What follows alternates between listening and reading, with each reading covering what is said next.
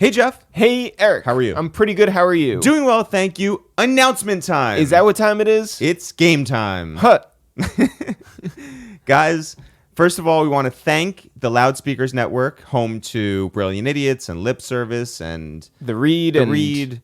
All these great podcasts over there. We want to say thank you very much for our time for the last 2 years of letting us hang out over there. And we wanted to announce that as of last week, we are no longer allowed at the holiday party. We have our own opportunities that we're pursuing, and we've stepped out on our own. We think there's been a lot of wins in our sales over 2018, and we wanted to start 2019 with full ownership and a lot of big expectations and big ideas and big fortune in our future. So thank you to Loudspeakers Network. And the reason why we announced this, the reason why we're not like just doing like Twitter says, just Twitter, do. Yeah, Twitter says you can't announce things. You just have to do it. Right. Well, we're here because we love announcements. we feel like this is not just us. As much as it is just us, it's also you guys. And we wanted to make this a transparent process. We wanted to make this where you guys are just as invested in this operation as we are. And so one of the things that we're doing is involving you guys in a newsletter. We've started a newsletter. We sent the first one out now. Yeah. I don't know when like a few days ago. Okay, we sent but it out. But also like every day since. Right. Well, what day are people listening to this? I don't know. Today. We've started this today. The newsletter is for you guys. It's a way for you to understand what's going on with us, where we'll be, what we're doing, what upcoming events we have, what merch we'll have. It's so you can skip this intro if you want. It's so you can skip the commercials. It's a way to go directly to you and you to us. And there's a few different ways for you to sign up for this newsletter. And those are? Pay $500. That is why we're independent, guys. Yeah, no, you can DM us your email address. You can email us your email address. You can go to our website and type it into the contact page. There's lots of different ways to get your email address to us. Yeah, you can write it on a piece of paper and throw it at us. That's right. If we're passing by you on the street. You can attach it to a rock and throw it through our window.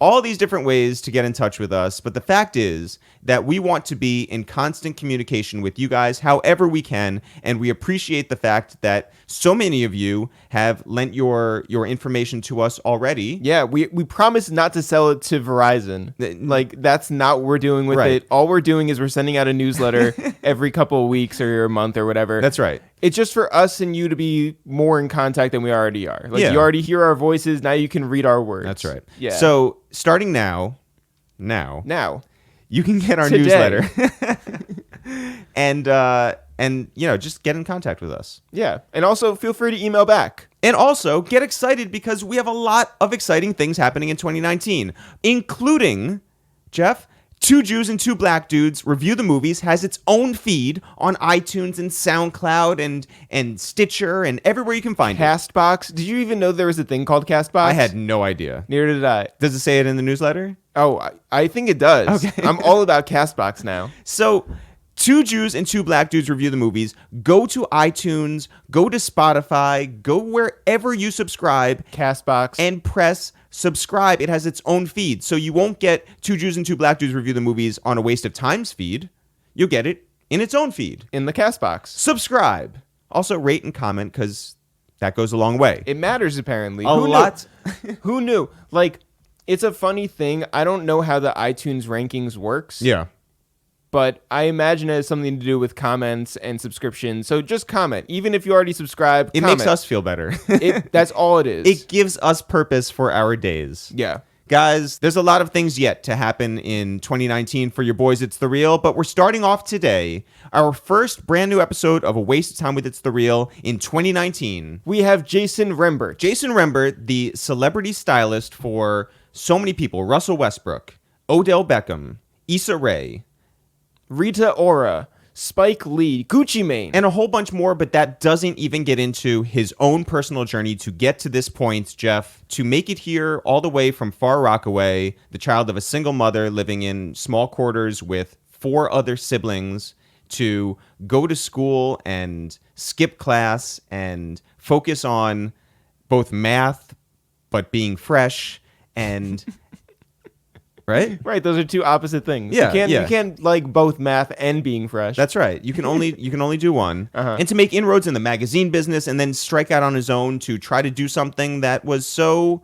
foreign to him. And it's so dope because here's a guy who this past year was honored at a ceremony with Dapper Dan and LeBron James. It's pretty incredible. Jason Rembert's the dopest dude. He came over here right after I nearly set the apartment on fire, but that's a whole nother story for another day. Jeff? Maybe in the newsletter. When do you want to get into this episode? Right after I tell people that you can listen to episode 200. Yeah, that's the one about us. That's the one about us. Highly recommend that episode. Because people wonder, who are these two people I'm listening to? Well, what's their deal? Well, episode 200 is where you can find all those answers. I also think that people should listen to the Upscale Vandal episode. That's a great one. What episode number is that? That is episode number 152. Yo, Mike, who also goes by Upscale Vandal, is one of these guys on Instagram that you see everywhere. You see he's a part of everything. He runs with Rock Nation. He's always at Pusha T's side. You've seen him all over the internet. But a lot of people don't know what he does. Well, you get all the answers, his whole come up, his amazing story in episode number 152. 152. I also think that you should listen to number 170 with Jamal Jamo. That's a great one, too. Our friend Jamal, who is an executive on the digital side for Downtown Records right now, formerly at E1. Before that, worked with Nick Cannon. But before that, also came from Far Rockaway. And his incredible journey of graduating high school early and getting into the music business almost upended by a super scary health situation. And to have overcome that and make it this far is one of the most epic conversations we've ever had. And I highly recommend that episode. Also, number 127, Daquan Thomas. Yo, all right. That's the episode that is probably the most underrated one of the whole bunch. And he's the only one, I'm pretty sure, who has talked about his experiences with the greatest president of the United States of America, Barack Obama. That's the one. Go check out that episode with our guy, Daquan Thomas. Jeff, when do you want to get into this one? Right now. Yo, what up? It's Eric, a.k.a. Women's Wear Daily, a.k.a. Carmen Sandiego. Yo, what up? It's Jeff, a.k.a. Draped Up and Dripped Out, a.k.a. Business Cash Money Millionaires. What up? This is Jason Rembert. I need to get an intro. Yes, your third favorite podcast to waste time with itsthereal. Jason, what's happening? I'm chilling, bro. Yo. I'm grateful to be here. No, thank you so much for being here. And by the way, on short notice, this was like, and I don't know if this usually happens with you when you switch up flights, but you are here 7 hours before your flight, and this is not like, your flight's in the afternoon. This is like a first thing in the morning flight, and you still showed up here the night before. Oh no, definitely, man. I mean, I'm glad that you guys were able to accommodate. Like, I'm grateful for that. No, thank you so much. Well, I think it just shows that we've got nothing going on. It's a Friday night, and we're just like, oh yeah, you want to come over in 20 minutes? Absolutely. Oh my God, no. We here's what we had going on. I nearly burnt down the apartment, and you can still smell the remnants of that. We used to cook for people right at the very beginning of the podcast, like 3.5 years ago. We were like, here's an idea. We'll invite people over. We'll cook for them. We made sea bass for gunplay. We roasted a chicken and had vegetables for bun B. Like all these things, right? And then it was like, that's not good. No, but everybody would say that the food was good. No, the food was good, but it's not good for the audio experience. There's no point for a podcast. But everybody would say oh, are you guys actually good cooks? Turns out Eric is not a good cook. No, apparently not. He Like, almost we burned down the the spot. apartment. Like tonight was it. Okay. Can you cook? I can cook what I like. Okay. Like, so I would hope so. yeah. So things I like I like buffalo wings. There you go. So I'm really good with buffalo wings. All right. I love jerk chicken, so I'm really good with jerk chicken. That's what's up. Are these recipes that come down from your parents or something like that, or is this just you figured it out one day and there it is? I don't know, man. Like, every time I cook, it's like I start thinking about flavors in my head and I just put them and they work. That's what's up. That just sounds like you're drunk. Jason, you had a hell of a year. Oh, thanks, bro. A hell of a 2018.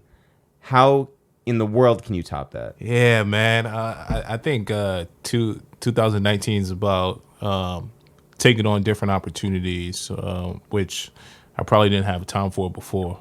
But I'm trying to make more time.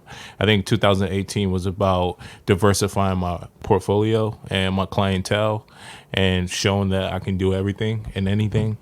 And then now is I'm going to do what I want. Which of your clients, and you have a lot of really big names, and everyone's seen your Instagram and everyone knows like who you're styling, but who are some of the names that like came to you in 2018 that really like surprised you and made your year? Odell Beckham. Yeah. Steph Curry. Yeah. Ezra Miller, Jennifer Hudson. I circled back this year with Erykah Badu, and that was really dope. Yeah. Was Russell Westbrook this year? Russell Westbrook, I've been working with Russell Westbrook for 2 years, and I just do all his magazine covers. So anytime he's like shooting a magazine cover, he hits me up. But I'm grateful that he continues to hit me up. Yeah. Did you get a heads up on Russell's new Jordans, or did you sort of like get the sort of reveal like the rest of us did?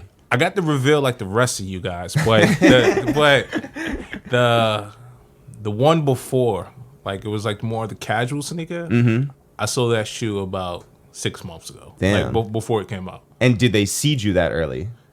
Man, I still haven't got seeded. Russ, I need some shoes, man. Like I didn't get seated at all. I'm actually about to text him about it. You really should. Yeah. Also tell him hi. Yeah. From us. I From got us, you, yeah. bro. So, all right, let's go back to the very beginning. Where are you originally from? I'm from South Jamaica, Queens. Right. And I grew up between South Side and Far Rockaway. What does Far Rockaway mean to you? Strength. Far Rockaway was the place where I discovered who I was. I discovered that family was the most important thing. Like my mom was a single mom raising all of her 5 kids, and we didn't have much. All we had was each other. And so living in 3-bedroom apartment at 6A in Redfern, my mom showed us strength daily. She showed us that we can make it out this neighborhood. And I remember like walking in our building one day, and my mom, we overheard these 2 young girls talking. And it was like, yeah, I can't wait till I grow up and I can get my own apartment. And my mom was like, you should want more. As soon as we got in the elevator, she was like, you should want more. And so like she instilled a lot of values in us that, you know, I'm grateful for it. Like even now, like when cause I have kids now. So, like my mom, she would send us to after school program every day. She would find us free programs every summer. Like I was a part of this program called Dare to Dream, and we used to meet at Johnny Cochran's office every month, and we used to go to etiquette classes every month. And it was just a really cool program, and it was like it gave me outlets. And I used to go, like she put us in like free tennis programs during the summer. And then when I got home, she wouldn't let me go outside in the projects because she just wanted more for us. She didn't treat us to think that we were better than anyone who we grew up with, because my siblings were still down to earth, but she just wanted us to have more to life.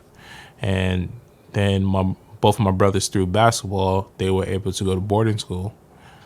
And it was just like, man, the sacrifices that she made really helped her kids have a broader view of life. 4 siblings. Yeah. That's a big family. Yeah. Where do you fall in line? Middle. Right in the middle? Right in the middle. And what does that make you? The sort of difficult one, or the free thinking one, or the one who got all the ass whoopings? Like my older brother did something, he blamed me. My youngest sister did something, my older brother blamed me. So I always got a ass whooping. Damn. So What were you interested in? Growing up? Yeah. Math. I'm only good at one subject. Math. That's it. Yeah. So not science? No. Not music, No. not writing. No. Just math. Just math. And so where did you want to take that in your life? I thought I was gonna become like an actuary or like I don't know, a math professor or something. Really? Yeah. I hate to disappoint you. I know, man. It's crazy. My entire family were all good in math. Like accounting majors, like math majors, like we're just all good at math. That's Were you part of like math club and all that stuff, or was it just like you were just good at? I was a part of a math club until 5th grade, and then in 6th grade, I went to a junior high school, middle school, and I had I met a really dope teacher there. His name was Mr. Johnson, and Mr. Johnson did an experiment on 8 kids, and the experiment was that's when we were doing Regents. So State tests. yeah. So he prepared us for Regents from 6th grade. We took our first Regents in 7th grade. We took like 3 more Regents in 8th grade. So out of the 8 kids, 4 of us graduated high school in 11th grade. Whoa. I'm one of the 4. So how did that affect your life? It didn't really affect my life because like when I was in high school, man, like and graduation came, like none of my friends believed I was graduating, like because I used to cut school with them. So I really figured it out, like because I would get 40s every class would be 40 on my like. You're talking about the drink. Definitely the drink. But like my grades were 40s, man. Like I had 40s. It was horrible. But I knew if I passed the Regents at the end of the year, they would have to give me a 65. So you could just... So I never went to class, ever. Like, never went to class. Like, I went to school, like, 4th period, left, like, 7th. Damn. But I knew I'm really good at taking tests. So I got Regents, got a really high score. And then I graduated. I graduated in 11th grade with a 67 average. So your mother was aware of what was going on? No. But my mom was a single mom working, like, 2 jobs and going to school herself. So she, like, to have time... like to go all like I went to school in Flushing. I went to Flushing High School, which was 2 hours away from Rockaway. Damn. So how are you getting over there? Dollar van to a bus. So you had to like be determined to get there. No wonder you were cutting class. And no wonder you were showing up at 4th period. Yeah, no, definitely, man. I was lazy, but yeah, I was just a good test taker, and I went to like to graduate early, like because it was like certain classes I would miss, like economics in 12th grade. I went to night school. Did you go to prom? Yeah, man. I don't know. Did you guys grow up in New York? We grew up in Westchester. Westchester. Yeah. Okay, Westchester is different than the city, right? Yeah. So in New York back then, it was like if you fly, you're like the most popular kid. Sure. So I was the most popular kid. Okay. Like, by the way, that's the same for any school. Yeah. No, but but really, like it, like I got to Flushing in like 10th grade, and like killed him. Like in like 3 months, I would like my cousins were already there, and they were like nobodies. And then like in 3 months, damn, like, are they listening to this? Yeah, but it's like they probably are. But like my cousins, like they started being like, oh, that's Jason's cousin. Damn. And they already was there. Where do you get your fly from? My brother. Yeah? Yeah, man. My brother, he was like an amazing brother. He used to buy me whatever I wanted. What did he dress with? Back then it was like Vansons and Pels and Maury's and Pradas and a Vizu. Damn. And yeah, it was like Bape. Yeah, it was like that back then. And did you get hand-me-downs or did you get like straight up new stuff? Both. Yeah. Both, man. I like his jersey. Like he had every jersey, like every jersey, like when they had the jackets. He had every jersey. So he used to wear it out, and then the next day I wore it, and then the next day he sold it. So he didn't just give it to you as soon as everybody started wearing like button ups. And he was just like, these aren't cool anymore. Like now you get all the jerseys. Nah, bro. He looked out for me. Like as a brother, like he looked out for me. Was it matchy stuff? Nah, man. I feel like I was like the first in my school who stopped wearing matching clothes and who started wearing like tighter jeans because like back then it was like you wore tighter jeans is like what's going on. Right. So what was your shoe collection like in high school? Jordans, Timbs, Bapes, Morris, every single color of Prada American Cup, every color. And you wore your shit, bro, all the time. I like now I'm like all black. Yeah. Like I'm muted. Like now I'm understated. Now I wear H&M every day. So you just went to school just to show out? Hell yeah. It wasn't for any of the classes. I mean, you fucking love math social though. You were there. You were just like no. yo. I went to math class. Yeah, because like it's actually something I actually liked. And my I went to art because my art teacher, she was hot. Like, but did she respect your fresh? I think she commented a few times. Like, but it's sad that people are vain.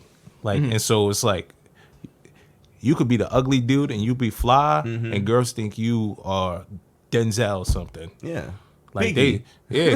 Like no, but it's true. Yeah, but that's how it is. Yeah. Thank God you didn't go to a private school. Imagine you like dressing up like the same thing as everybody else all the time, every day. Oh, bro, I would have been on Will Smith. Like I would have been fly. Is there anything you had as a kid that you gave away that you're mad you gave away? Oh, so much, man. I think everything I ever given away. Like now, I don't give away clothes. Like my personal clothes, I don't give away. But yeah, man, and a lot of things were like stolen. Like because back then, I would like especially like going into college, I would leave like stuff at home, and then like my brother friend would come to our basement, or like one of my cousins, and then it goes missing. And so let's put this into perspective. Everybody talks about how Harlem turns out the most fly people around. And the only competition that Harlem people talk about, if they talk about it, is Brooklyn. Where exactly does Queens rank then? Queens is the flyest. Queens is the flyest. Nah, Harlem is the flyest. I feel like a lot of styles definitely derive from Harlem. Like for sure. A lot of the influence, the gaudiness, the flamboyance, like. Well, who do you hold like on to? Like, are you when 50 was wearing like all the fitteds or like the bulletproof vests or the like the big jeans? Were you just like, yo, that's us? Or was it like LL or nah, like... bro? Nah, I never liked 50 style. Nah, we yeah. Like I feel like probably back in the 80s we definitely had it. Like with like Reverend Run and Run DMC and definitely LL Cool J. Like I think definitely like back in the 80s we had it, and we also had like I feel like we had like a lot more like street cred back then too. Like with a lot of things was going on, but yeah, I feel like you don't go to Queens. Like if you're from Queens and you get fly, that's because you either chilling in like Soho, or you're coming to Manhattan, or coming to Harlem, or something like that. Or yeah, I don't think people in Queens like get fly. Like just to no, they get Chinese food though. Yeah. Good Chinese food. Yeah, that's why I go to Queens. But I feel like Queens is like when your parents make it from Brooklyn, they move to Queens. Okay. And then when your parents make it from Queens, they move to Long Island. Yeah. And if your parents made it, you go to Jersey. Like, By the time you're getting ready to graduate high school, 11th grade, so early, are you afraid of like what is out there and what could be, or are you excited about it? No, man, because by that time, all my friends is either 1 year older than I am, or they're 2 years older than I am. No one ever knew my age. Because you're black. Definitely because I'm black. No, but no one knew my age. No one knew my age. Like my friends really thought like I was in like the ones who were my friends growing up, they thought that I was the same age as they were. I cut classes just like them, which was true. They thought I failed classes just like them, which wasn't true. Right. And yeah, none of them graduated. But you got out of there. Yeah. You crossed that stage. Across the stage. And where'd you go? Hofstra. Out to the island. Mm-hmm. And what were you planning to major in out there? Economics. Okay, so still on that like numbers. Yeah, I thought economics was it. And then I got there and I was like, man, Not quite. It's a lot of reading and it's a lot of contradiction. So you lived out there, or did you commute? I lived on campus. Right on. And what was your freshman year roommate like? He was weird, bro. he was weird, man. It was I started in the fall and he didn't wear he only wore shorts the whole winter. Why? Where was he from? Out in Long Island. I was gonna say that. Yeah. He's some Long Island kid. Yeah. He wore shorts the whole. But they weren't cool shorts. This wasn't fashion forward? Nah, bro. Like they were probably cargo shorts. Nah, but he was on some Survivor tip. Yeah, but I mean the good thing about him, he was super clean, and he used to bake all the time. Wait, okay. Smoke? No. Oh. And you bake. Not bake. Bake and clean, not clean hashtag clean, his his fit was clean. So wait, he was baking baked goods for you. He was baking baked goods for him. everybody. And you thought he was weird? No, he was weird. He was making you muffins. Yeah. Yeah. But he was wearing shorts. The shorts in the winter, when it was a snowstorm and he still had on shorts, I was like, not normal. No. And it's hot in the kitchen. Our dorm was the furthest dorm. Mm-hmm. We was in C Square East or Far East. It was far. I'm going to be honest, I have no idea where C Square East is and how far in relation to the rest of the campus it is. Man, but I'm gonna trust you on this one. It's like a mile. Mm-hmm. It's like a mile to all the way to in shorts. Yeah, freezing cold. Yeah, no. Was it the same pair of shorts? I don't remember. You're a stylist, bro. But I wasn't looking at it back then. I wasn't looking at styling. I was only looking at what I was wearing. Right. So were you still fly at Hofstra? Yes. Same jerseys, same shoes. Nah, probably not jerseys. By that time, I was into the designer clothing and designer clothing like Margiela. To class? Yeah. And you were a child wearing Margiela. Yeah, but that's amazing. You entered college as a young man too. This wasn't even normal age. Yeah, and I was doing like Bape hoodies and stuff because that was really popular.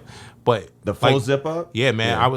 Yeah. I got a job at Nordstrom, so I learned out there, Roosevelt Field. So I learned a lot about brands and stuff. Mm-hmm. And then I also I used to shop a lot at Century 21, and Century 21 had the international designers, and so I just used to buy a whole bunch of international designers. So how did you make your style your own, even back then? Man, I was just a risk taker. I was having fun. Like what? I don't know. I had this yellow tweed DKNY jacket that I used to wear all the time, and I would pair it with some blue fitted jeans and I had these black Louis Vuitton lace up boots that I used to wear all the time, and a Bape shirt. You were really out here. Yeah, I was into it, but that was the era. I don't know. You guys remember this era? Yeah. Ugg boots and Juicy Couture sweatsuits. Yeah, I'm still in that era. Shout out to all my girls in Long Island. Yeah, that's real Long Island. It was crazy. Yeah, and the North Face. Do you remember? It was this. All the girls started wearing these yoga type pants. Yep. That was It was something till I forgot the name of it, but it was these yoga pants looked like she was about to do karate or something. But yeah, all the girls were wearing that with Ugg boots, and I was like, man, y'all look crazy. Right. Crazy good. Yeah. No, but it's funny though because that whole North Face style is now way back in. So it's these things come around and you rocking it? Hell yeah. Yo, listen. I'm ready for the Uggs to come back. The Uggs are back. The Uggs are back. I can get you a pair. You want a pair? Let me know. What size? Yeah. And what was working at Nordstrom like? I worked in kids wear boys, so I sold a lot of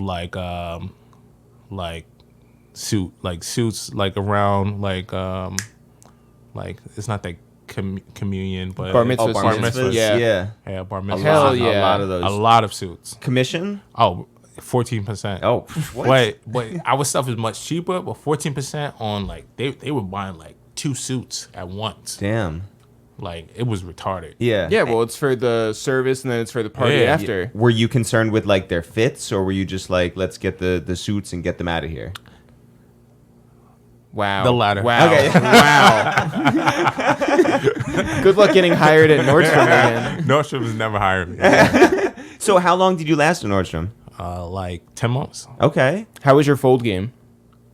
Horrible. Yeah. Still is. Still is? Still is. That's why you have an Yeah. assistant. Yeah. Yeah. Was there a point where you thought like maybe you would elevate to another part of the store, or? Yeah, I thought I was gonna go to shoes. Oh, really? I tried. And why? What was the big like deal over at shoes? That's where the money was. Oh, all right. No, but why did they hold you back? Because the manager was a hater, Damn. like super hater. And so Wait, because of you or because of your skills or like what?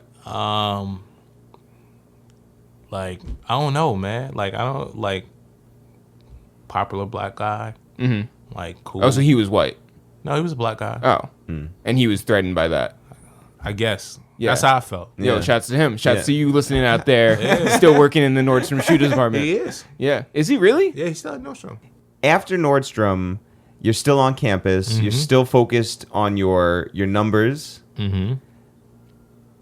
When do you start to transition into something more creative? I started working at a hospital after that, working in the kitchen, like making plates of foods Whoa. for people. And I was working with like all convicts.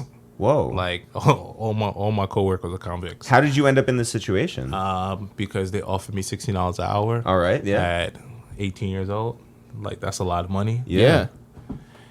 Still a lot of money. Yeah.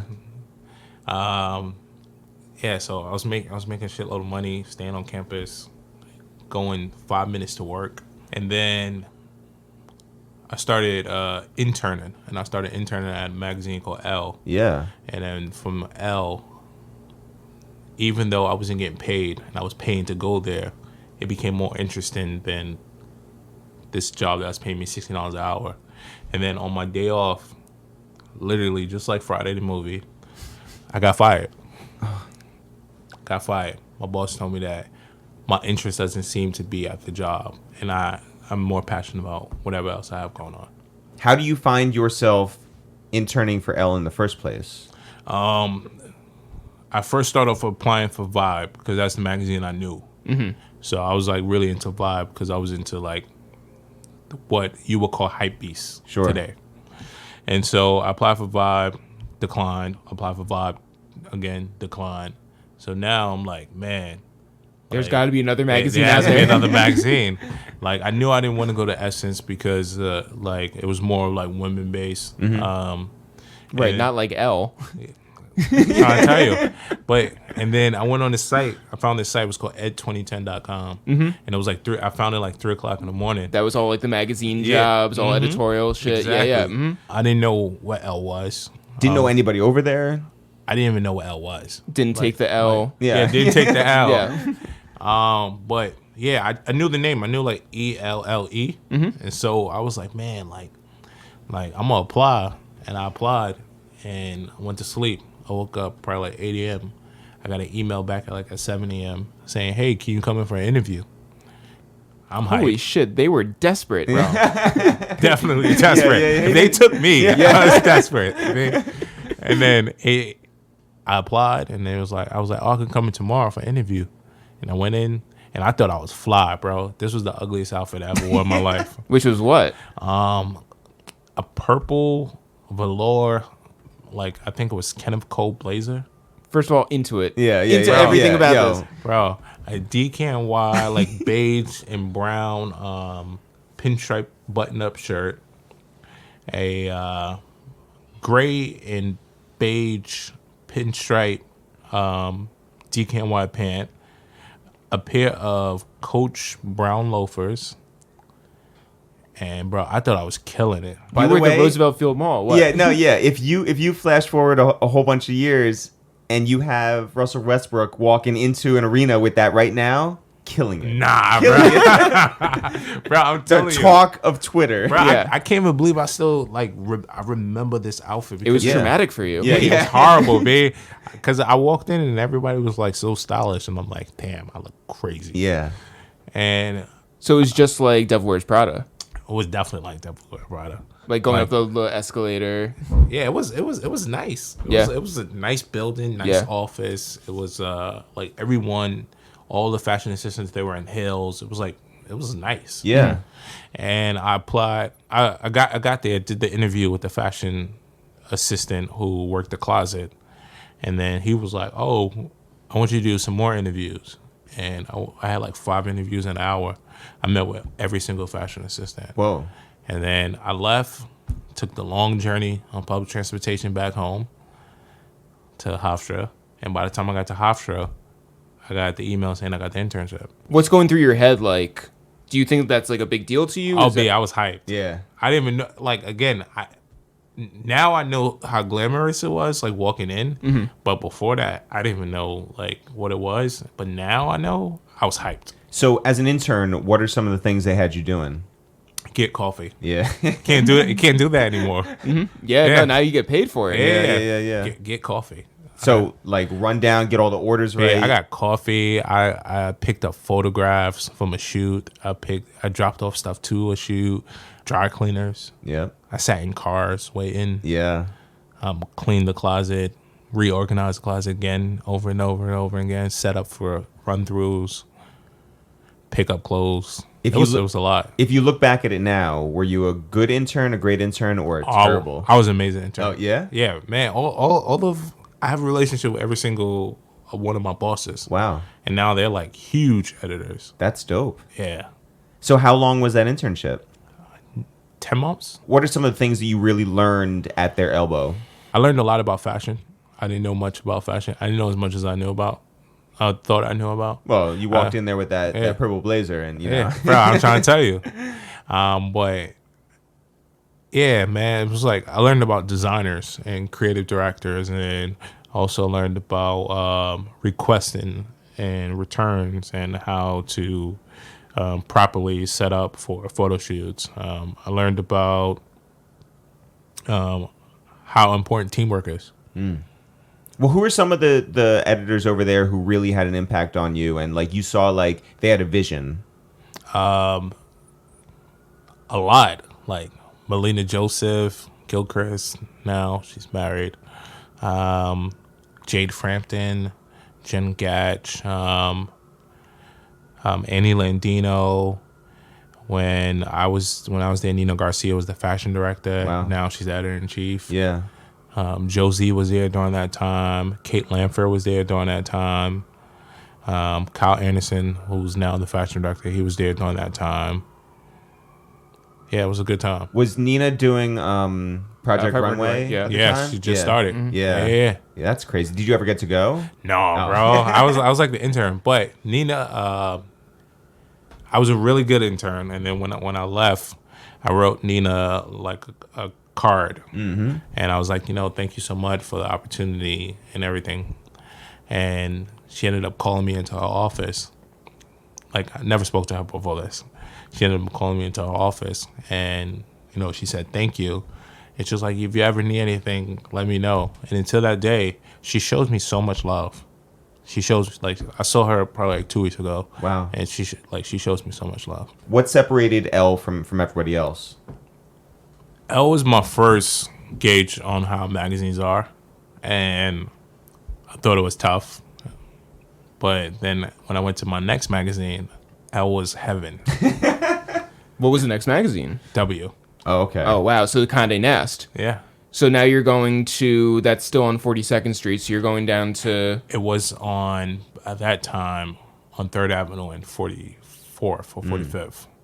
so what are the lunch options like, first of all? I discovered the first dollar pizza. Oh, all right. over there. Yeah. So Dollar van to dollar pizza. Yeah, I was Yeah, doing yeah. dollar pizza for a long time, and it was like this small, like the space is 10 by 10, and it's still there today. Mm-hmm. But it was the first dollar pizza in New York. Yo. They should expand it before everybody. Yo, straight up, like, there's a lot of people today who, all the kids, I know it's cliche to say, but all the kids are like, I want everything now. I want it fast. I don't want to put in the work. Like, I should get it immediately. I want the returns right away. You put in work and you weren't getting paid, or if you were getting paid, it wasn't that much, and you put in the time. I wasn't getting paid. How did you like sort of rectify that in your own mind that, like, you know what, I'm going to be patient. I'm going to work. I'm going to maintain relationships, and I'm going to get to a point where I know more, and I'll go on to the next step of the ladder right after. I didn't know. I had a very, very supportive mom my mom gave me like $20 a day and like to help me pay for food and transportation. Like, cause by that time, like I told you, I got fired from my job. Yeah. And I wasn't working at Nordstrom as either. So I was staying at home, and my mom, she gave me, by the time I was at W, I was staying at home, and my mom gave me $20 a day. And I used to travel every day to my internship. It's dope. Did your brother or anybody like older than you be like, yo, this is the path, and like I see it for you? Or were you just like, let me just try this? No, my brothers thought it was, they thought it was gay. Oh, okay. They was like, Yeah. man, it was like, Jay, you got something to tell me. And I was like, nah, but. I know your brother like was making fun of you, but like, did you in any way feel like conflicted? Like, what, this is a weird path for me, or not a weird path, but like a stranger path to go into fashion when nobody else around me is going into fashion. No, by that time, I was so confident in who I was, and my friends who I surrounded myself with were so diverse, and like some were straight, some were gay, and I had this confidence on and knowing who I was. So no, I didn't feel a type of way. Growing up in an urban neighborhood where it's you don't really see much about fashion back then. You didn't know anything about fashion. You didn't know what a fashion stylist was. You didn't know what a fashion editor was. And I think at that time my brother was just ignorant. Also at that time, any runways, you're probably not getting a lot of the hip hop community there. You're not seeing a lot of rappers or R&B singers or actors that are African American in a lot of editorials. So what was that like for you at a place like W? There wasn't any. Like, there was like, I was the only black guy, period. I was the only black person on the fashion side, period. There was one black person who worked on the corporate side at L. At W, there was a senior fashion accessories editor, who you guys may know, Shiona Tarini. Mm-hmm. She was the senior fashion editor there at that time, and she was probably like one of the highest ranked black editors. So to be at a magazine where you have one of the highest ranked black editors, you saw that you were able to become her or even higher. Mm-hmm. And she was very supportive of me at that time. But in terms of like people that you would style, did you find that it was like balanced, or did you find that it was just like a lot more white people? Style as far as what? As would end up on the pages of magazines. Yeah. Back then it was like definitely like, I mean, you got to think, like, even with the campaigns and the fashion shows and like everything that's happening, the transition of diversity is only happening right now. Yeah.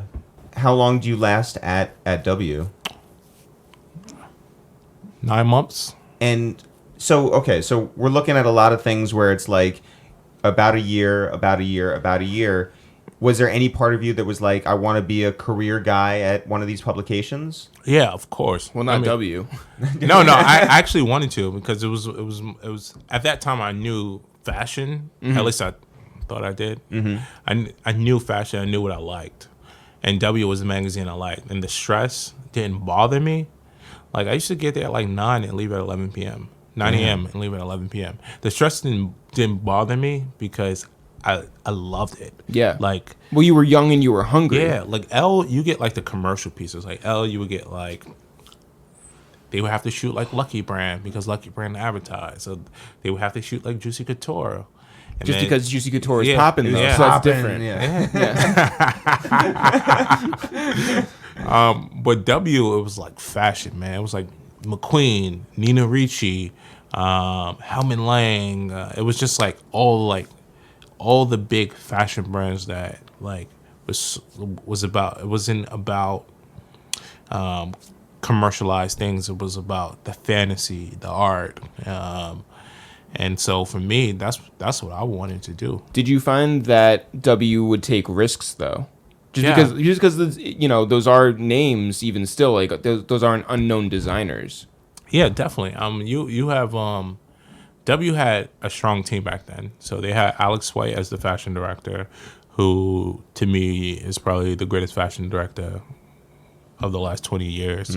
She was so big on romance, and she did amazing. Like her muse was like Laura Stone. So her and Laura Stone used to always do like amazing editorials together. And then you had Camilla Nickerson, who's now over at Vogue.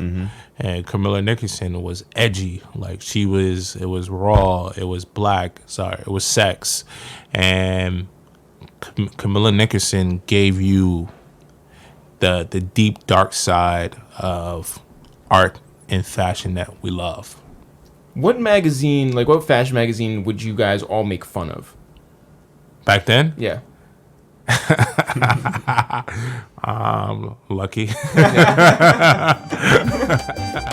Hey guys, just want to interrupt this podcast to remind you once again that if you really fuck with It's The Real, if you fuck with Two Jews and Two Black Dudes Review the Movies, if you fuck with our live shows, if you fuck with our merch, if you fuck with our music, if you fuck with our grand plans to take over 2019, there is one place and one place only for you to keep up with It's The Real and find out all the interesting and dynamic things that we have planned for this year.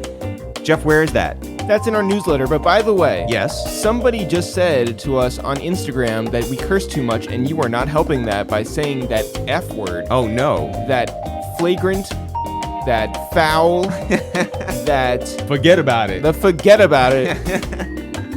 I'm just trying to get people on our side, Jeff. Yeah, just subscribe to our effing newsletter. That's right. And the way you can go do that is DM us on Instagram or Twitter and send us your email address. Or you can go to itsthereal.com and go to our contact page and put your email information there. Or just email Jeff at It's The Real, and I'll We'll respond. Figure it out. Yeah. Haha. F you. That's right. All right. Now back to the podcast. Yeah. What brands did you get put onto early that you're like really proud of for seeing even back then? Back then, as an intern, I don't even remember. Oh. But as if a stylist early, I could definitely like Alexandre Vautier. Like that was someone who I supported like really early on in his career, in my career as well. Nicola Formichetti when he was at Terry Mugler. When did you decide for yourself that you're like, all right, I see where I fit in and maybe I can do something on my own?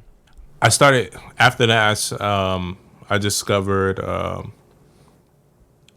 internship opportunity with a celebrity stylist who was styling Alicia Keys at the time. His name was Warry Weiss, and I found Warry. I think through a friend or something. Yeah, it was through a friend, and it was on a photo shoot. And I was like, man, I want to be an intern. And he didn't have an assistant that day, so I stayed the whole day. Even though I was just coming to drop something off for my friend, I stayed the whole day just assisting him. And that was for editorial. And then the next week, he was like, oh, do you want to help me out? I'm doing a shoot. Didn't tell me what the shoot was. I'm just going around picking up clothes and everything. And then I get to we were shooting at the Rivington Hotel, and get to the hotel, and we're shooting Alicia Keys. Wow. And for me, Warrior really inspired me because the reason why I fell in love with Vibe is because Vibe made high fashion relatable to who I am. I'm a kid from an impoverished neighborhood. I don't know what Christian Lacroix is. I didn't know what Margiela was. I didn't know what Chanel was. Didn't know what Louis Vuitton was. But by pairing it with a pair of Nikes, or pairing it with a pair of bamboo earrings, or pairing it with a pair of Timbs, I understood the brand more. So that's what Warrior did for me with Alicia Keys, where I would see the same look that Warrior has on set for Alicia. I would see it at W Magazine, and they shooting the look from head to toe. But then get to Alicia Keys set, and Alicia is wearing it with a pair of Timbs and a bamboo earring. And so for me, I was like, man, I want to be a celebrity stylist. Right then and there. Right then and there. So how'd you put that plan into action? I just started working on Warrior projects a lot more. Like, I was doing 5 days at W. I went to like 3 days. Then I went to Warrior for 2 days, but then I went to 2 days at W. Then I went to Warrior for 3 days. And then June Ambrose had this opportunity on BET Rip the Runway. And she was like, she's looking for 3 stylists. And I went for an interview to be one of the stylists in this competition, and she chose me. Whoa. And then I styled a segment, and then I got this girl group as clients right after. They were called Electric Red. Oh, yeah. Yeah. Binky, Leslie, Naomi, Dreams. Were they working with Neo? Dream. Oh, yeah. Dreams Right. artist. Yeah. So I got them as a client, and then I was working with them on their project, like when they were like dropping, doing all the press and stuff. And that was like my first celebrity client. Then I got Carlene Ballin as my agent, Right. Which was dope because she was still working for Jay at the time, and like she, like full time she was Jay's assistant, Right. But then she had this agency with like a whole bunch of stylists, Right. and makeup artists and hairstylists. on the Question: side. could you get 2 tickets to go see Jay? I didn't get tickets. Me and Ye was in the same boat. I think I wore too many double collars. Or not enough. Yeah. Yeah, or not enough. Yeah. Slotted sunglasses and all that. Yeah. No, but she was definitely she's someone who even today, man, I look up to because she was one of the hardest working people I've ever met. Like the way she's able to balance things and make magic happen. She is the one who I learned from that impossible is possible. Because she made anything happen. What was the hardest thing that she like put together? I saw her put like Mary J. Blige's birthday party together in like a week. And it was like sand like in the winter. In New York. In New York was a snowstorm and it was like sand. Well, if it's a snowstorm, you can get sand anywhere. Because they got that shit all over the streets. So I'm not that impressed. You're not that impressed Yeah, no. at all. So you have Carlene as your agent at this point. What are some of the opportunities that she brings to you? Rock Nation had this artist named Range. I don't know if you remember. So she bought me 2 opportunities on the same day. And you guys can tell me if I chose the wrong opportunity. All right. It's at the range. Yeah. So she bought me this R&B guy named Range, and then she bought me a music video with I'm styling Wale, but the video features Lady Gaga Oh yeah. Oh, wow. Yeah. Yeah. on the same day. So which one did you choose? Which one do you think I chose? Range. I definitely chose Range. What did you see in Range? Yeah. Bro, I was like, I don't know, man. I was like, I didn't want to style rap for her. Nike boots. Yeah, bro. But it was a big difference. Yeah, sure. But then I started doing like more like R&B guys. I started doing Jeremiah. I was doing Lloyd. I emailed a person one day, like their manager, and I was like, man, I want to work with you. And manager responded, was like, oh, cool. Like, we need a stylist. And it was this pop star named Jay Sean. Oh, yeah. Yeah. Totally. And his manager ended up being his wife. Wow. Like, so Jay Sean was Cash Money? Yeah, Yeah. Cash Money. Yeah. So I was doing like a Cash Money video like every week. Babe. Whoa. Wait, but do you get paid for those? Yes. Okay. Yeah. Because let me tell you, a lot of people didn't get paid on those shoots. Oh, I got paid. Yeah. So just jumping ahead. Carlene don't play. Yeah. Jumping ahead a little bit, and we'll go back again. But jumping ahead, Rita Ora is one of your clients now. Did you know her back then during the Rock Nation days? Yeah, so I got Rita when she first came to America. So I've been working with Rita now probably about 8 years, Wow. 7, 8 years. Wow. And I got when she first moved to America. And I remember our first fitting, like she came in and she was like so swaggy. And then she was like, yeah, I just went shopping. I'm like, cool, where you went shopping from? I went to Zara. And I'm like, cool. I'm about to kill this right now. Because if you think Zara's high, let me take you to Century 21. Yo. Yeah. Let me take you to Nordstrom's. Facts. That's one of the kids wear section. I got you. But I had some heat for her. Like I had like Jean Paul Gaultier. I had like Don and Karen. I had like just like really cool brands. Well, what is it about her where you guys can mix so well? Me and Rita. Yeah. Her? Yeah. like 8 years is a long time for anyone to work together, and that's still successful. Definitely. So what is it? I think, with me and Rita is that it's just a great balance. Like, we in a fitted, she has one idea, I have one idea. Probably never agree. But that argument, the fight, the disagreement, that until we get to that final look is magical. Right. So the steel sharpens steel. Yeah. Yeah. Did you consult with her when she dressed up as Post Malone? No, man, that was sick though.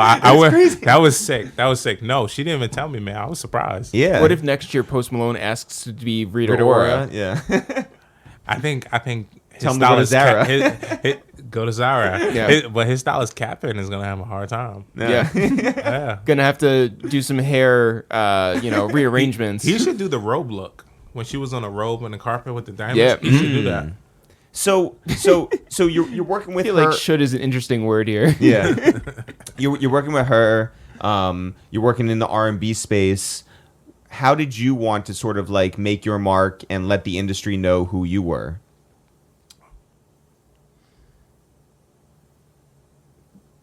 Could I be honest? Yeah. Yeah. I didn't have a game plan. So it was like day by day? Yeah, I didn't have a game plan. I was just really I feel like I just continue to work hard, and I worked like I'm still grinding. Like even today I still work, I'm still grinding. Like so like even like some of the jobs I take, I do it because I'm out there like passionate about it, or like it just inspired me. And during that time, I was just doing projects that I was just continually inspired by. And by the time I was like looking down, like just like working. By the time I looked up, I was like, where all of the people I looked up to I was on their level. If you look back at it now, what was the benefit of you just like putting your nose down and just like focusing on that one thing rather than considering like, oh, this is how I'm going to play this and this is how I'm going to play this? I think the benefits is that I can actually afford private school for my kids. My kids aren't going to be in the hood no more. Yeah. Like, They don't get to choose their outfits though. Yeah, they don't get to. My kids wear Target. Because when you live in a better neighborhood, like nobody cares about what you're wearing. Yeah. Yeah. So they wear like Target and stuff. But like for me, it's like that. I think that's the only thing that really came from was like be able to provide a better life for my family. Yeah. How old are your kids now? 2 and 9. Wow. About to be 2 and 9. How do you make sure that your kids are grounded? We live a very humble life. My lady's a stay-at-home mom, and she picked my son up from school every day, take my son to school. She's doing flashcards with my daughter all day, and like it's a really, really, really humble life. Like my kids, we don't buy them designer clothing.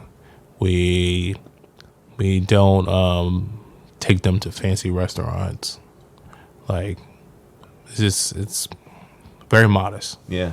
Where's your mom living now? My mom passed away 7 years ago. Oh, I'm very I'm sorry. sorry. To Oh, hear that. oh, okay, bro. But like when she passed away 7 years ago, she just taught us all so much, so we was able to help each other. Our dad passed away. Sorry to hear that. 9 years ago, just like last week, and so I know what it was like for us to go through that, and I also know what it means to reach out to people who lose a parent like now, because I feel like when we went through it, like it mattered so much about people reaching out to us. So what was it like for you to go through that? And I guess not prying too much, but like, was it expected? Was it What wasn't expected for my for me, it was a little bit hard to show emotion. I actually went to work like a week after. Like it was hard to show emotion because my brother at that time, he was incarcerated, my older brother, and so I was the oldest boy, so I had to be the strongest, and I had to be there for my younger sister, younger brother, and I had to be there for my older sister. So, and then at that time, I was the only one who was financially stable, like out of us. I was the only one who was financially stable. So I'm paying for the funeral, and I am not able to show any emotion. Right. But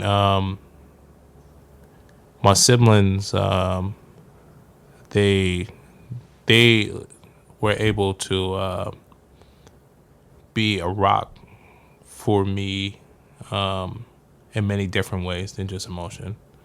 Like they gave me strength because at that time I could have just gave up.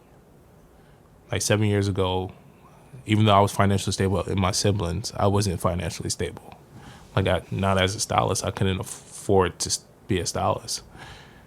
So for my siblings gave me strength, and my older sister had 4 kids, and my niece and nephews gave me strength, and they gave me that determination to keep going and keep going and keep going.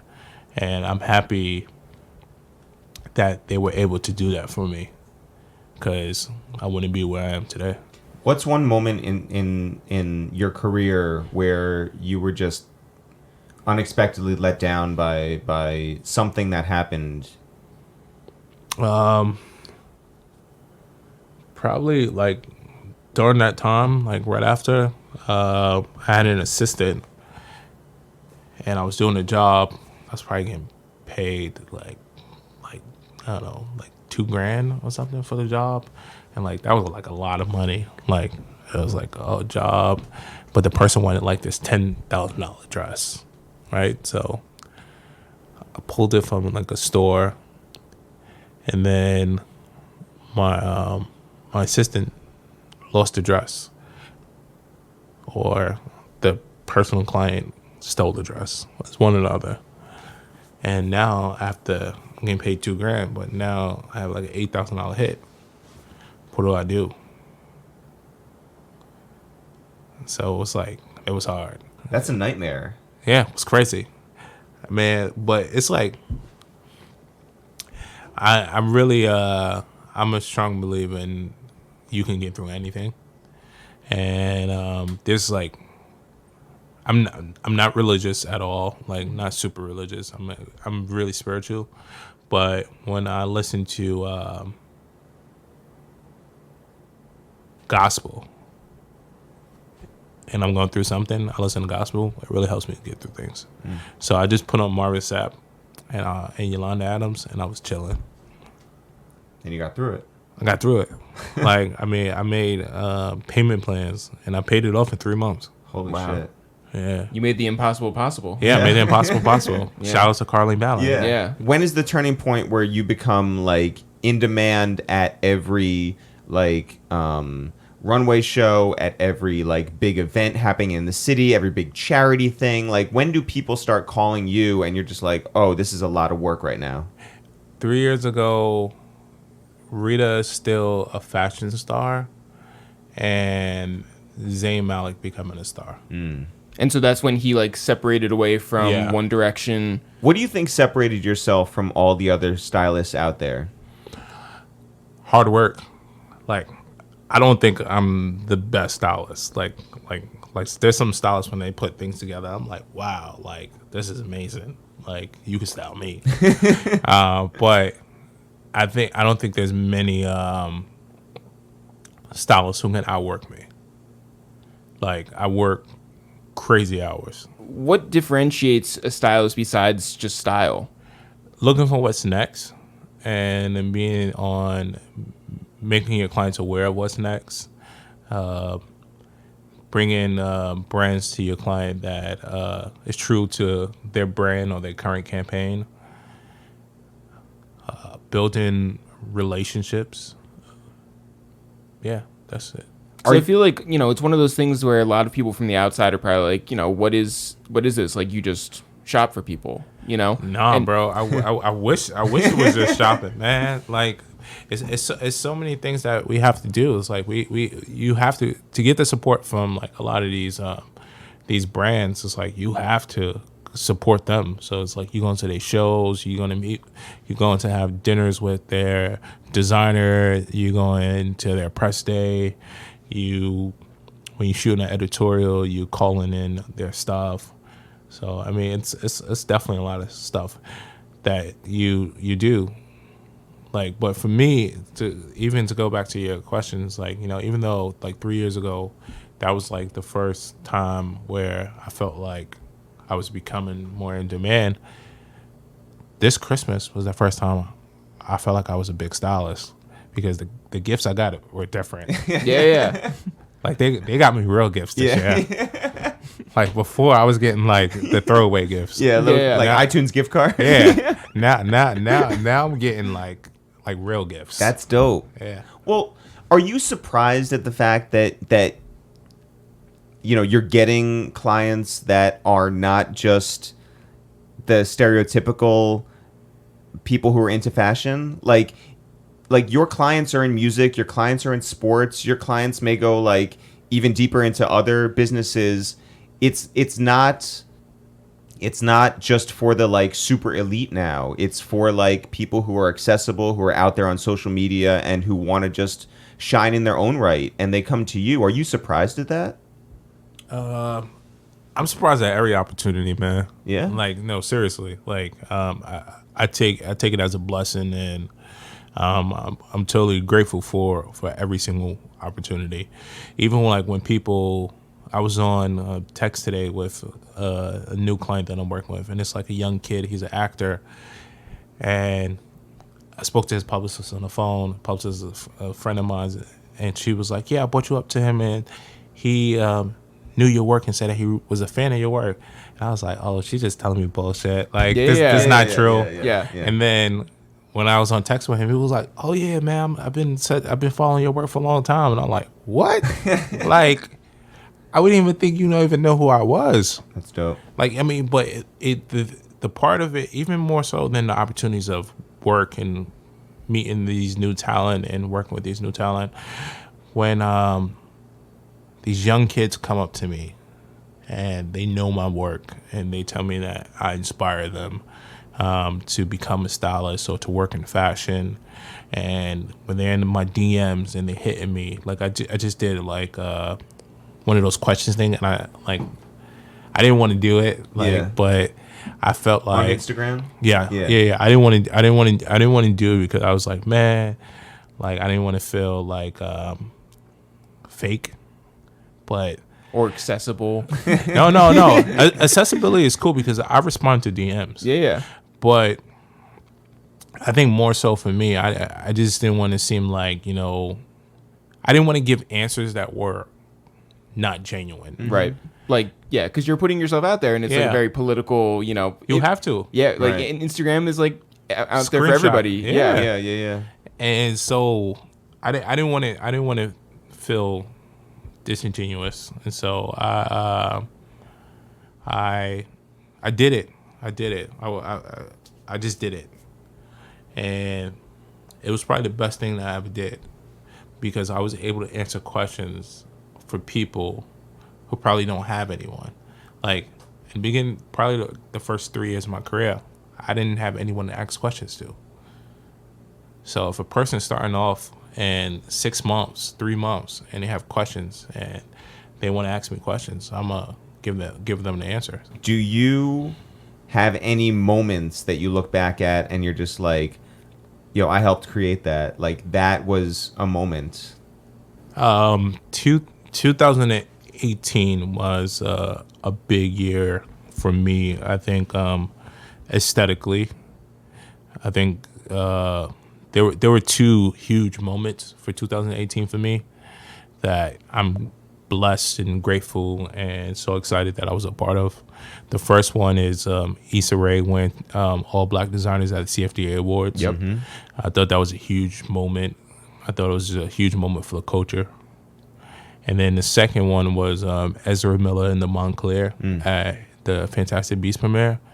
Like, that look, hate it or love it, that look was like the most talked about look this year. Do you get nervous before meeting someone for the first time, like a Gucci? I don't know Gucci because Gucci's the coolest motherfucker on earth. Yeah. He's actually my favorite person. Well, I would just think that, like, because we haven't met him either, but like, Oh, you guys haven't met him? not yet. No. Not yet. Oh, man. I know. Okay. But there's an idea in my head where it's just like he has this aesthetic and he understands himself, like, at this point in his life, and it's just like there's a confidence there, and it's just like, well, how do you take that and like elevate it? He's also the thing about Gucci Mane is that he's a team player. So, and he believes in he respects people's craft, and he also understands, like, you know, if I'm hiring you, that mean that you at a certain level, so I'm gonna trust your vision, like, and man, he's probably my favorite person to work with. That's awesome. He's amazing. I mean, he was also like super playful in that photo for the New York Times cover. Oh, where he my had, God. like, The the Times flower. magazine? Yeah. Amazing. He's amazing. Yeah. I can't wait for you guys to meet him. Yeah, no, Yeah. totally. I hope you guys interview him because Same, yeah. he's dope. Yeah. Yeah. Odell Beckham Jr. We went to a Fashion Week thing a couple years ago, and this is maybe after his like first breakout year, and he was there, and he was getting a little attention, and then it's just become like, oh no, he's everywhere in fashion, and like a big player in terms not just on the field, but like in this world. How do you take what he has already built and push it? For Odell, it's for Odell, he has been on the cusp of streetwear probably for the last 4 years. So I feel like I can't even elevate him in that way, like, because he has been like one of the forefront on streetwear culture. From wearing Supreme to making a brand like a Mary Hot, like he has been that person. Yeah. Like, so Does he consult with you on his hair? nah, bro. I don't think I consult with any client on glam. Really? On glam, It's not just like part of the whole like package, like nah. I think females more so, like, you know, because like they want references and they want this and that, and they want the moment and the look. But guys, I feel like don't even want you to know they have a stylist. That's interesting. So I fall back. Does anybody come to you and say, like, yo, and you're like, well, what are your interests, or what are you thinking, and what's your vision board, whatever? Does anyone ever say like yellow? You just did. Yo, my 2019 is all about yellow. Like, No, just like but- the feeling that Mine's all about coral, to be honest. I'm doing that Pantone color. No, but that would be dope. yeah. That would be dope. All right, we'll see. We'll try it. We'll, The black Yeah. looks great though. Thank Yeah. you very much. Thank you. I've been working hard at that. Yeah. So okay, Odell, Issa Rae, Gucci Mane, Spike Lee. Spike Lee. Are there That was crazy. Are there Yeah. so many people reaching out now, honestly, where you are able to turn down business because you're just like, I can't give you everything that I would want to? And is that a blessing and a curse? Definitely. I think more so it's having to turn down projects I actually want to do. Like, yeah, there's a project next week that I'm probably going to have to turn down. There's only so many days in the year, right? Yeah. But it's like turning down work that you actually want to do, you know, but you have to sometimes also like choose sanity. And so if I'm able to spend one day with my daughter, but I'm not able to work with that one person I want to work with, I'm gonna spend that one day with my daughter. Are you like Kanye in the sense where you're like, I have to get my whole family looking right, and like every extended member of my family is going to look right, and we're all going to Be head to toe, ball man. Yes. Yeah. I actually no, Wow. not at all. I have a rule: if you're my friend or my family, I will never work with you. So Cam Kirk was up here, right? Yeah. And he was like, and Jeff was like, have you photographed your parents? And he was like, no, and I never will. And he's like, I have a rule that I just won't. I want to separate, you know, my business from my personal life. Yeah. For me, it's like family and friends take things more personal than my clients. Like my clients could yell, scream, like they could say they hate something, they could threaten to fire me, whatever the case may be. Or Yeah, your mom can't fire you. Well, no, your family can fire you. No, they definitely can fire you, There could but be like a family meeting and be like, hey, like you need to no, go away. But it's like I don't want anyone to hold on to a grudge. Yeah. Or I don't want to feel type of way towards my my family. And for me, like my lady, she does a great job like making sure the kids are like dressed and stuff. She even dresses me sometimes. My son dresses me a lot. Is that right? Yeah, like because my son wants me to look a certain way.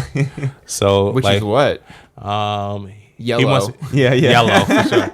My son wants me to look like a hype beast. Yeah. So he goes in my closet and like he pulls out like all the hype beast stuff. Yeah. And I'd be like, dress me, and he would be good with the first item he gives me, and then the next item he gives me is like a little bit hype beast, and then the next item he gives me is like, oh, you look like you.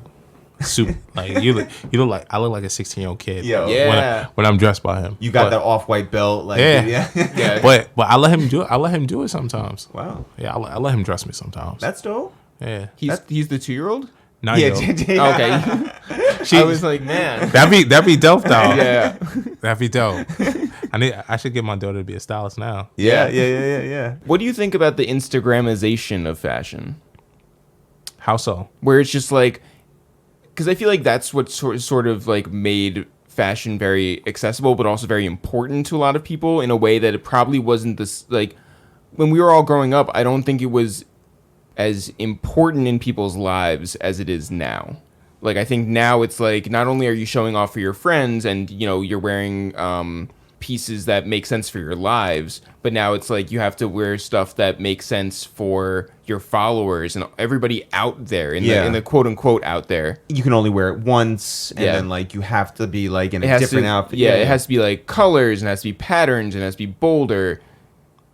I think that's like the entertainment industry as a whole is more highly coveted. Like, and so that also means that the fashion industry is more coveted. Celebrities are more out there. There's more carpets now. It's more street style now, and so a lot of these it's on Instagram. So much. Like, and so I think that a lot of people want to keep these aesthetics. And to keep the aesthetic of whatever they're putting out into Instagram. Well, but isn't it also that it makes fashion quote unquote easier? That it's like, as long as it's big or bold, then that makes it good. Like, as long as it's weird. No. I think that fashion is whatever you make it. It doesn't have to be big, bold. It doesn't have to be small. It doesn't have to be muted. Like, it's whatever you make it. And I think that's what the good thing about, like, I follow like a lot of these young like style bloggers, and I'm able to see how they put things together, like things they find on a trip or things they go to the thrift store and they find things. And for me, I get so inspired by them having style and not just having the latest Gucci look or the latest Dior look. Or when it comes to us, like we're wearing the latest Pata, you know, That is true. we're in the latest, you know, A Life. Yeah. I like A Life. A Life just sent me a dope thing for Christmas. Yo, shouts to Sandrine. Yes, Sandrine the GOAT, baby. Yeah. She's very rich. Yeah, oh my God. She's so. When you're a star like Sandrine, Yo, she makes like a boot look good. You know what I'm saying? Like, Yeah. and I'm saying like the boot is in She hurt her she foot. hurt her foot. Yeah. a lot of content from Yeah, Sandrine. yeah. But yeah, no, we're always dripped in the latest, you know, Pata, and I just Yeah. feel like a lot of people are jealous of that. Do your clients want you more for their Instagram, or is it with the goal to get them in a June issue of some magazine? I don't think my clients care about me so much. Well, Like, I because saw your Christmas presents. Yeah. No, my Christmas presents are from the brands. Oh. I get nice Christmas presents from the brands. alright. I don't know if I got nice Christmas presents from clients. I'm still waiting for it. I mean, I'm waiting for all of you guys. That's gifts. right. Yeah. Yeah. Everyone who's listening right now. Russell. That's right. Yeah, Yeah. everyone. Yeah. We're gonna send my address after this. Yeah. Maybe they went to the wrong address. Yeah. But I think my clients want me more so to build with them. I think I do a good job with like helping them to build and understanding their vision and just elevating their vision and keeping a clear identity and consistency through that campaign. And once you have consistency and clarity of your campaign, and it's something that is authentic and genuine and people are following it, brands would want to be more attached to it. Brands being attached to it can get you a campaign, can get you a cover, can get you a lot more things. Totally. Well, that begs the question then. Do you see your world as sort of building towards something? Fashion is a sort of big term, right? It can be a million things. Do you think that you could work with an artist on more than just the way that they dress? Yeah, because I look at it as a business. I don't look at we're wearing A Life just to wear A Life. I'm wearing A Life because I'm gonna make A Life into A Life 10 years ago, and bring it back when A Life is supreme, and then my client's gonna be the face of A Life, and my client's gonna get a check. And I wear A Life because I'm making a statement with my clothes. But like it's like more like thinking the long term of it. Yeah. Yeah. Like, and thinking about it as a business, like, you know, because it's like you have to. Clothing is a business. It's fashion industry is very political, and it's like it's either you have to be on the cusp of knowing what's next, or you have to be able to acquire what's the current trend. Was there ever a trend that you were just like, I really, really, really don't want to do this, and you had a client and they were just like, that's the only thing that I want. I want to have stupid like fucking bags over my, like, you know, like a fanny pack over my shoulder. I want to have like fucking... Have you tried them? No. Okay, so I was against them. Yeah, same. I was against them. Like my son, he wears it, and then my father-in-law, he's wearing them. And he's like 50 something, 60. Like, Is he pulling it off? Yes, bro. Like, but he's stylish. Like, he wears like triple S. Like, Yeah. he wears like Supreme. Like, he's stylish. He waits online outside of, like, you know... Nah, because he on Fairfax, yeah. He probably pays a little kid. To Okay, do it. yeah. Like he has a few sons. I'm sure he pays somebody, but he was wearing it. And I'm like, bro, like, what are you doing? We went to Carmine's right here. Yeah. I'm like, bro, what are you doing? Like, what are you wearing? It? And then I went to LA, And I went to open the ceremony, and it was like there was one. It was like $40. I was like, I'm gonna get it. I put it on. I put my stuff in it. I'm walking around all day. I go to dinner with friends. I pull out my card for dinner. Yeah, I'm like, yeah. It's amazing. No. So you don't think it's going away? It's too late now, Bro. though. I don't wear it, but You see the purpose in it. it's amazing. Yeah. What about regular fanny pack? Have another story. So, I went to my shopper at Louis Vuitton, who always gets my money, Rudy. Shout out to Rudy. Shout out to Rudy. Rudy hits me and he's like, "Hey, I got a Louis Vuitton fanny pack, all LVs." I'm like, "Cool." 'Cause that's when I just tried the OC one. I'm like, "Yeah, I'm gonna get it." And he was like, "Oh, I also have the Virgil's Louis Vuitton bag." Like, I like, "Cool, I'm gonna get it." So I get both bags to the house. Of course, my lady's there, and she opens the box and she was like, "Oh, you bought me a bag." And I'm like, she's like, "I wanted this bag." Of course, I didn't remember that she wanted this bag at all because I don't pay attention. Right. So But now you remembered correctly. so now I remembered, and I'm like, "Oh, you did? Oh yeah, you know I got you this bag." Yeah. The bag was not for her. And then I get the Virgil Louis Vuitton bag, and I'm like, "Oh, I'm about to put this on. I'm gonna try it on." I'm too fat for it, bro. So I'm like, "Yo, I lost twice. Like what?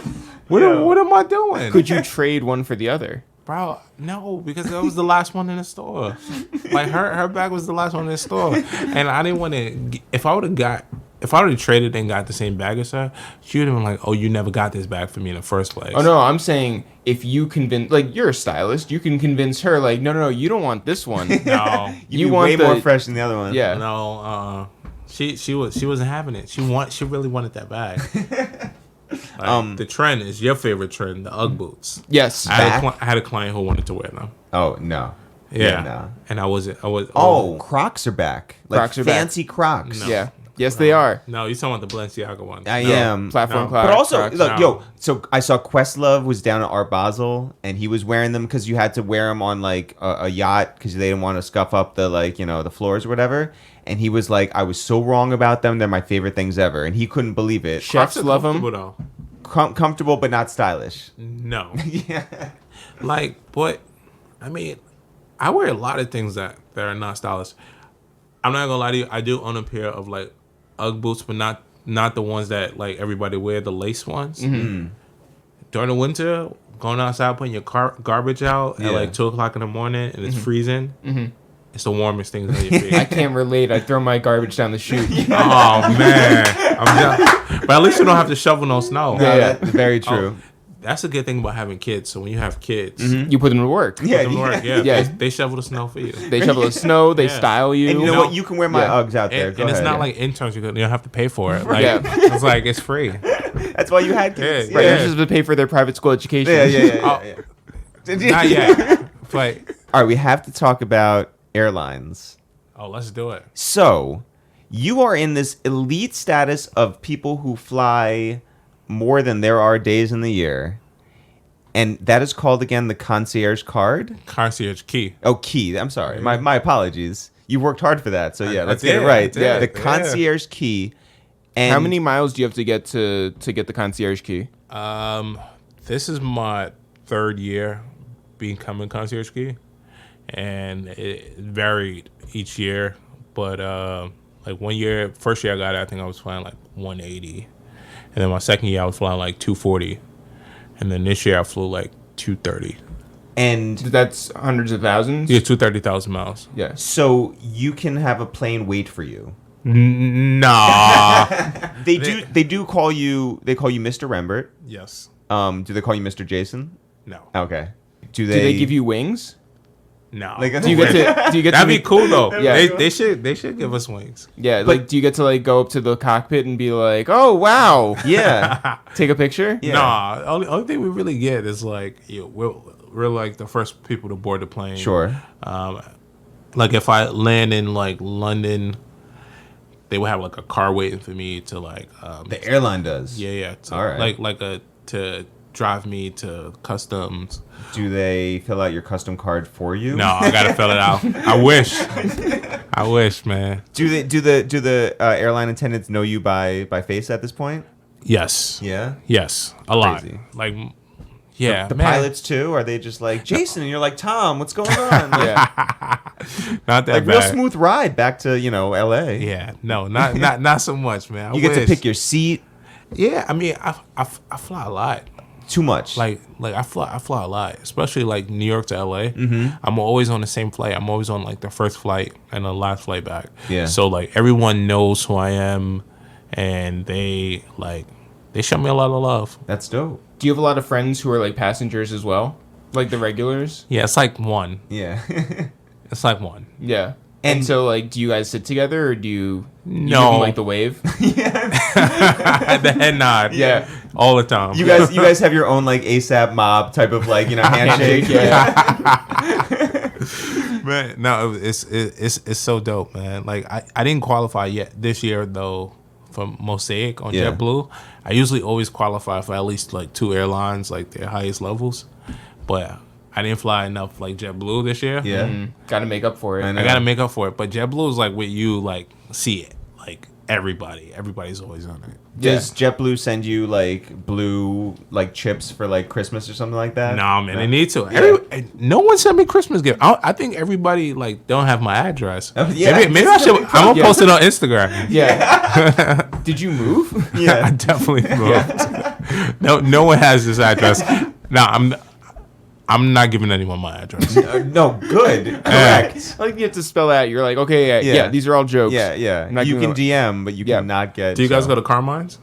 No, I've actually not never been really. to I've been Carmine's. there like twice in the time we lived here. You been to POPO? Oh yeah, Definitely been to Oh, POPO. yeah. Yeah, I'm always over here, bro. Yeah, why don't you hang out? I don't know, bro. You didn't guys send us invite any me over, Christmas babe. presents. Like I had to get invited over. Like, Yeah, you have to show up at like 11 o'clock at night on a Friday night. Yeah. bro, I'm telling you probably be having some crazy parties here. Well, That is we're not about true. we're That's- about to now before we move the fuck out of here. Yeah. You know, almost burn the place down. Yo, listen, thank you so much for coming up here on short notice. Number one. Of course, bro. And congratulations on not just like the hell of the year that you had like in 2018, but you did what your mom wanted. You made it out of that apartment. You made it to a bigger house and a bigger life and a bigger 2019. So thank you so much. Congratulations and safe flight. Thank you guys for having me, man. doubt. This Of was course. fun. Yeah. Like you guys are actually really good at this.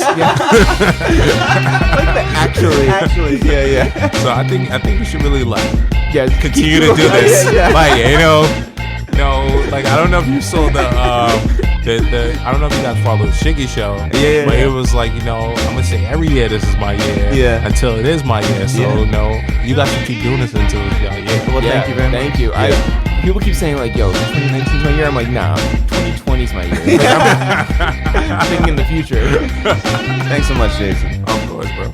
Thanks everyone for listening to this new episode of A Waste of Time with It's the Real. Jeff, people want to find out more about us. I'm Eric, you're Jeff. Together, we are It's the Real. If people want to find out more about this podcast, it's called A Waste of Time with It's the Real, and we are 230-something episodes into our insane run. Jeff, if people want to find out more about what's going on with us, where can they go? You can always go to itsthereal.com, itsthereal.com. Go to itsthereal.com/shop. Go get some merch. Yeah. Go to itsthereal.com and leave us a message and send us your email for our newsletter. Yeah, please do that. Do that. We won't send it to Time Warner. We don't even get cable from them anymore. No, it's true. You can always go and find our podcast on iTunes and SoundCloud and CastBox and Spotify. And all you got to do Is just search for It's the Real. That's it. That's It's it. so simple now. Type It's the Real, one word, no apostrophe, no spaces, That's it. into the search bar, How do you do it? and you will get a Waste of Time episodes. What? And you'll get Two Jews and Two Black Dudes episodes. It's that easy? It's that easy. It's that easy. Do it now. It only takes 45 minutes. Tell a friend. You can also go and find all of our music. Search for Teddy Bear Fresh on Spotify or Tidal or whatever. Or just search It's the Real. Who cares? Just search for It's the Real. Yes. You can also go and find us on social media at It's the Real on Twitter, at It's the Real on Facebook, at itsthereal on Instagram. It's like we've made this process streamlined. Wow, it's I know. that easy. No more spilling coffee. Not today. Nope. Not in 2019. No. Jeff, we put out the word. We said, hey, if you subscribe to Two Jews and Two Black Dudes Review the Movies on iTunes right now, and you take a screenshot right now, we will shout you out right now. So, Jeff, who are we shouting? I want to shout out Zoetic 5D. Big shout out to Zoetic. The thing I like about Zoetic is that they put the pronunciation Oh, really? in the thing so that you don't fuck it up. That's smart. Zoetic. Shout out to Anna Says. Anna Yeah. C. I want to shout out Anonymous Hippopotamus. I like that. Also known as CJ Mark 810. I also want to shout out Ron V11. All right. We should also shout out This Is Negs, who says Eric Chic Styles and Jeff, the serial killer. All 2019, you guys are the best at what y'all do. No, Negs, Ain't you're the tuning best. In, you're missing the fuck out. Shout out to Lord Lux 16, Stephen Lux. Yeah, big shouts to Stephen Lux. Shout out to Prince Slime, Ryan Jimenez. All right, I'm down with that. I also want to shout out Jap Vander Dolen, All right. a.k.a. J Monkey, a.k.a. Young Hudo, reporting for duty, our longtime listener from the Netherlands. Oh, man. And by the way, my favorite part of that, it doesn't say subscribed in English. It says Javernier, So thank you. as we all say around here whenever I go Dutch. I also want to shout out Jabari Sampson, or his screen name, or whatever you want to use. Okay, so what do you... The Fat Cragmire. Well, what do you want to use, Jeff? What do you I'd want like shout? to say Jabari Sampson. All right. He said, love both the podcasts, keep doing your thing. I will, but mostly because Jabari said so. Great. Let's also shout out Flexington Steel Fernando, Yeah. Shout out to Fernando. who says not for real. We should also shout out Pedro Casas, All right. who we know from meeting him in Austin at South by Southwest. This is true. Shout out to Pedro for leaving a comment. Pedro. I also want to shout out Bro Knowledge, aka Ned Slanders, who says, I'm stoned, forgive me because he fucked up. I also want to shout out... It's a great name, by the way. Ned Slanders. Yeah, it's great. I want to shout out A Breezy, Yeah. I want to shout out Timbo Slice, aka Mr. Break It Down, who said shout out to one of your favorite New Jersey fans, And by the way, a huge supporter on Instagram. who says that he wants to pick the movie next time. He's still better than Dave the Intern. I don't know that he can pick the movie next time. It's my choice. But I do know That he's better than Dave he's the better Intern. than Dave. And also I want to shout out Scoot Ghost, Old Man Will, who says that we are the fucking best. No, you. Wait, are the effing best. You the best. Is that it? Actually, let me just say, I want to shout out Gourds UK. Okay. Because he might have been the first one to actually send us a screenshot. Shout out to Gourds. Thank you all for going to iTunes and subscribing to the dedicated feed for Two Jews and Two Black Dudes Review the Movies. Jeff, as always, not for real, for real. Sure. We'll see you guys next week.